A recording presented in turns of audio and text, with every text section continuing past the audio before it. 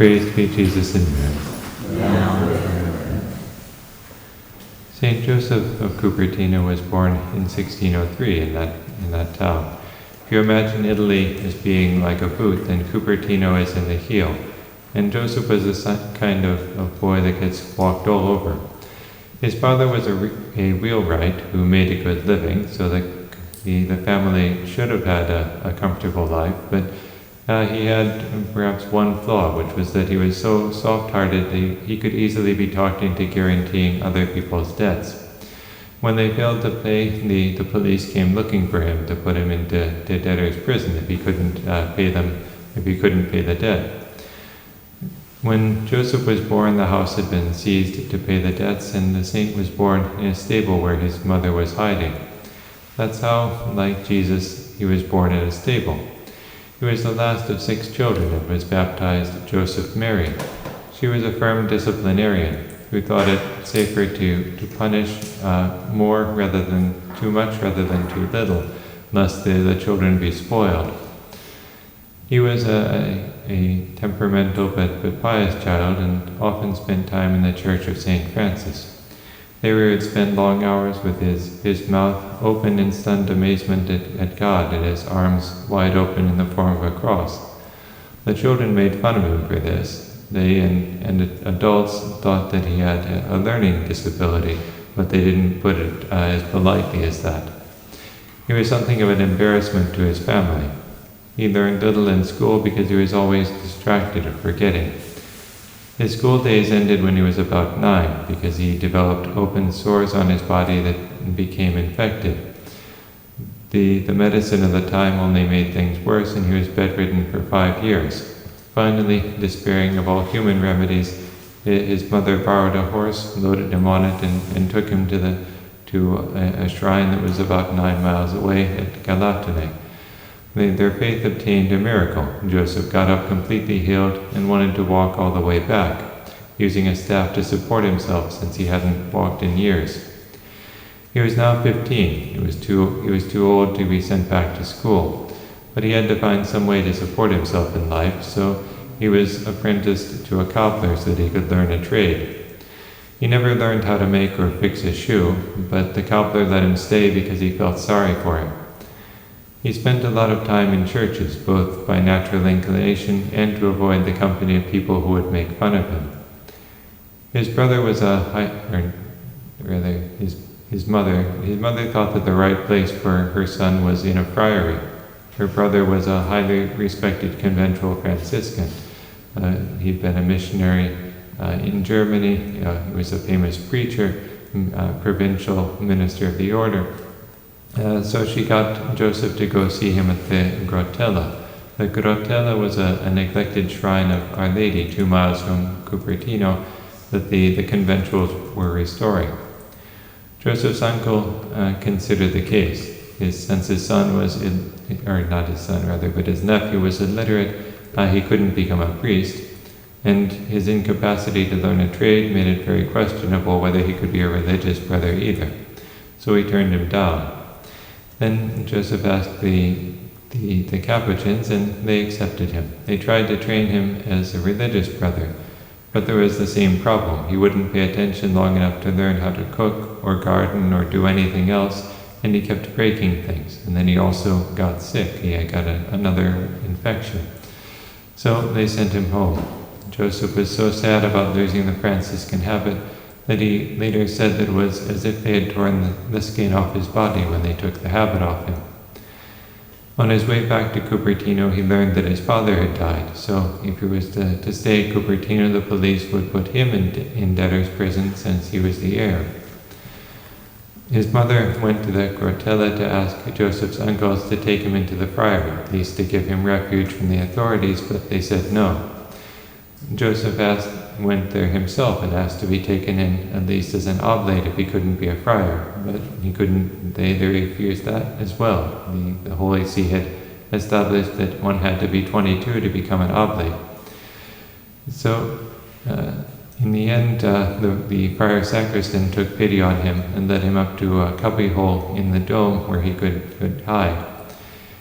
He spent the better part of 6 months there, after which the sacristan managed to convince the other friars to let Joseph at least be a servant and to clothe him with the habit of a tertiary. He could take care of the friar's mule.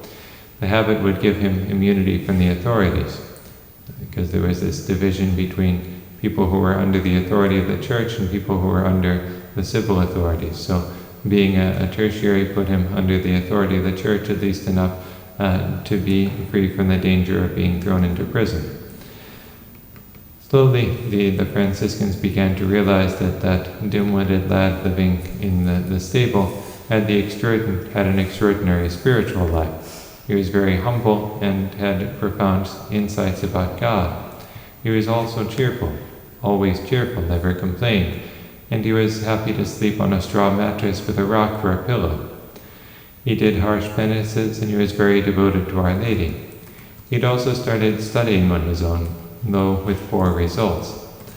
With the support of his uncles, he became a friar and began learning at least the minimum to become a priest. They began to realize why he was always getting distracted or falling on his knees in the most inappropriate places. St. Joseph was receiving extraordinary graces from God that showed him how God acts in all things, or how everyday objects speak to us of God. Then came the episodes that made him the patron saint of students. He had to be ordained a deacon and then a priest, but bishops can't just ordain anyone. They need to examine the candidates first to make sure that they're worthy. For the diaconate, he had to explain a passage of scripture chosen by the bishop, but there were hardly any that he knew how to explain. As Providence would have it, the bishop chose the passage from Luke that begins, "Blessed is the womb that bore you." Well, that was the one passage that he really knew how to explain well, and so he was ordained a deacon. The next hurdle was the examination for the priesthood. This would be with a different bishop from the one who had ordained him a deacon, a bishop known for having high standards. There was a whole group of conventual Franciscans who were to be ordained, and the bishop began examining them. He found the first ones very well prepared, and then he was interrupted by a courier who gave him some important news.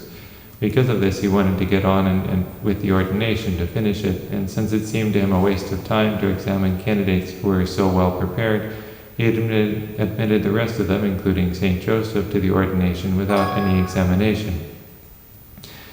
St. Joseph of Cupertino thus became a priest and went back to the Grotella to be its sacristan.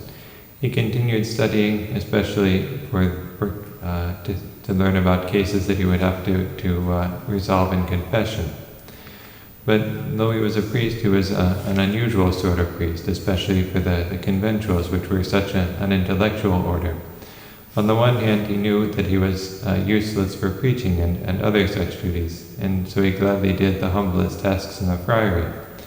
On the other, when he celebrated Mass, strange things happened. He would levitate or let out a cry and go flying backwards over the heads of the congregation.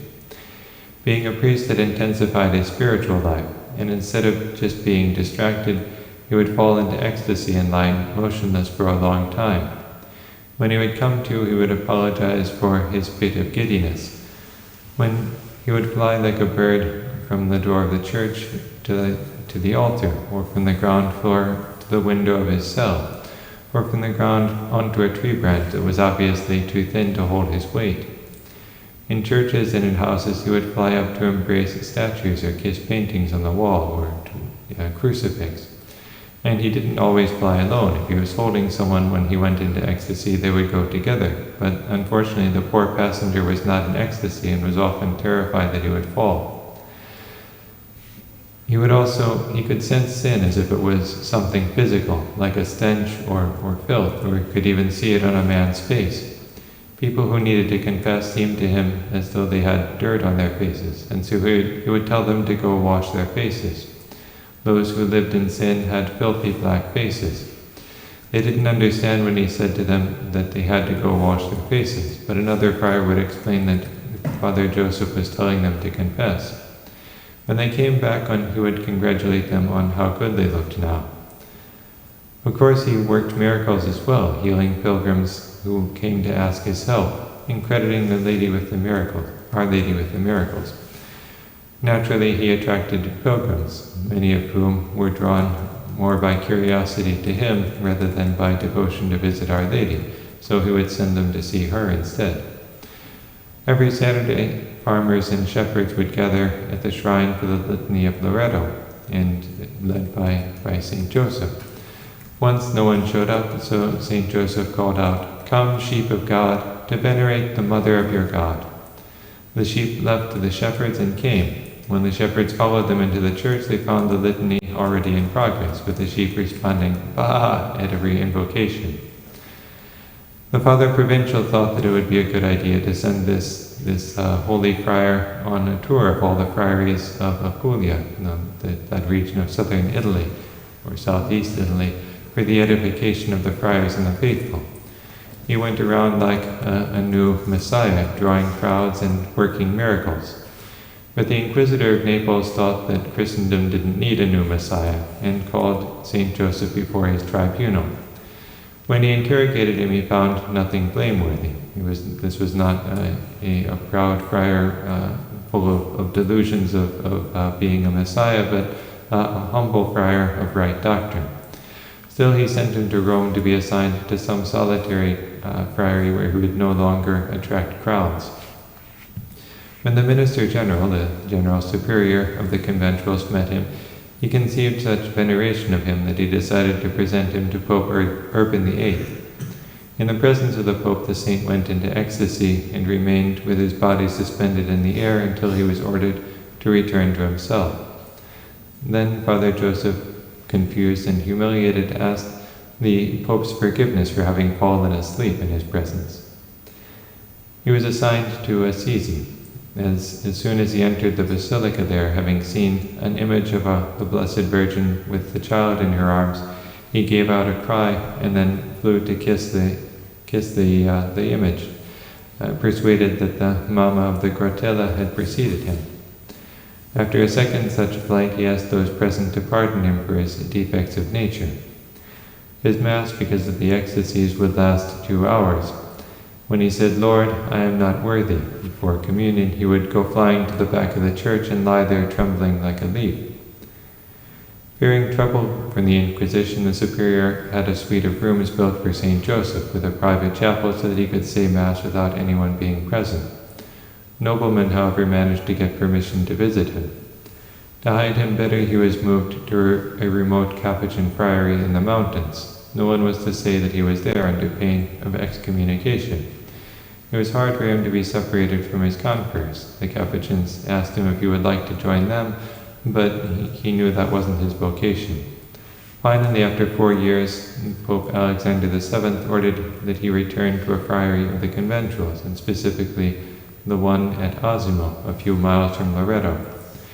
He was not allowed any contact with outsiders there. Only at night could he descend from the apartment that had been built for him and pray in the church. He died at Osimo in 1663. As he had prophesied, this happened on the day when he was no longer able to receive communion. After his death, the surgeons opened his chest, and his heart was examined. It looked as if it had been roasted. It was the fire of divine love that had so burned in his heart. Praised be Jesus and Mary. Amen.